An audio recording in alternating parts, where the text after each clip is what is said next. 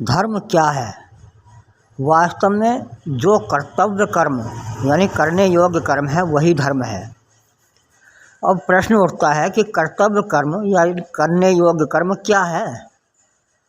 सामान्यतः इसका उत्तर माना जाता है कि जिस कर्म के करने को धार्मिक ग्रंथ कहते हैं, यानी वही धार्मिक ग्रंथ जिन कर्मों को करने के आदेश देते हैं वही कर्तव्य कर्म है। या यूँ कहिए कि जिन कर्मों को करने का आग्रह धर्म ग्रंथ करते हैं वह धर्म है, और जिनका वे विरोध करते हैं वे सभी कार्य अधर्म हैं। यहाँ समस्या उत्पन्न होती है कि विभिन्न मजहबों के धर्म ग्रंथों की मान्यताएं समान नहीं हैं, और ये असमानताएं ही समाज में धार्मिक झगड़ों की जड़ हैं। लोग कहते हैं कि सभी धर्मों अर्थात संप्रदायों अर्थात मजहबों, इन सबका मूल उद्देश्य एक ही है, केवल रास्ते अलग अलग हैं। ठीक है, रास्ते अलग अलग हैं, लेकिन झगड़ा तो रास्तों का ही है। कहा जाता है कि मजहब नहीं सिखाता आपस में बैर रखना। मेरी राय में यह बात बिल्कुल भी सच नहीं है। सच तो यह है कि मजहब आपस में बैर रखना ही सिखाता है, क्योंकि अलग अलग रास्तों का नाम ही तो मजहब है। जब तक ये रास्ते अलग अलग रहेंगे, ये एक नहीं होंगे, झगड़े भी समाप्त नहीं होंगे।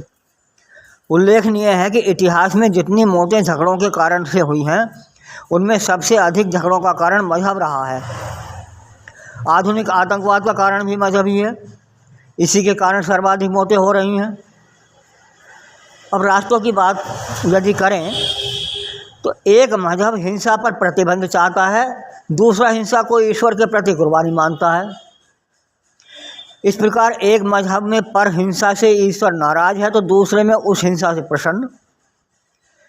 एक मजहब के अनुसार व्यक्ति का काम वासना से त्याग ईश्वर को पसंद है, तो दूसरे मजहब के अनुसार व्यक्ति को अच्छे कर्मों के फल के रूप में काम वासना की पूर्ति के साधन मुहैया करा के ईश्वर उसे पुरस्कृत करता है। इस प्रकार विभिन्न धर्म ग्रंथों के आदेश भिन्न भिन्न हुए। ये भिन्न भिन्न अथवा असमान अथवा कुछ विरोधी आदेश ही झगड़ों के कारण हैं। आखिर जब ईश्वर एक है और उसकी पसंद या नापसंद है भी, तो वो भी तो एक ही होगी।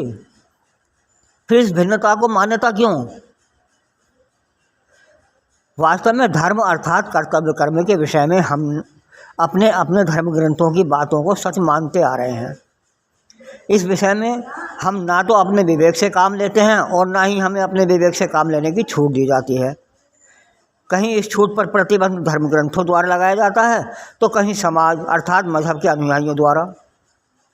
जिस दिन सभी धर्मों अर्थात मजहबों के लोग धर्म ग्रंथों से इतर कुछ न मानने वाली बात जो है, उसके पूर्वाग्रह को छोड़कर विवेकपूर्ण बातों, तर्कपूर्ण सत्यों के क्रियान्वयन हेतु तत्पर हो जाएंगे, उसी दिन संसार भर के सांप्रदायिक झगड़े समाप्त हो जाएंगे। कहने का तात्पर्य ये है कि जो मन में बैठा हुआ है कि धर्म ग्रंथों से अलग कुछ भी नहीं मानना है, कुछ नहीं करना है, इस पूर्वाग्रह को छोड़कर विवेकपूर्ण बातों और तर्कपूर्ण सत्यों के क्रियान्वयन के लिए सब लोग तैयार हो जाएंगे, उसी दिन संसार भर से सांप्रदायिक झगड़े समाप्त हो जाएंगे।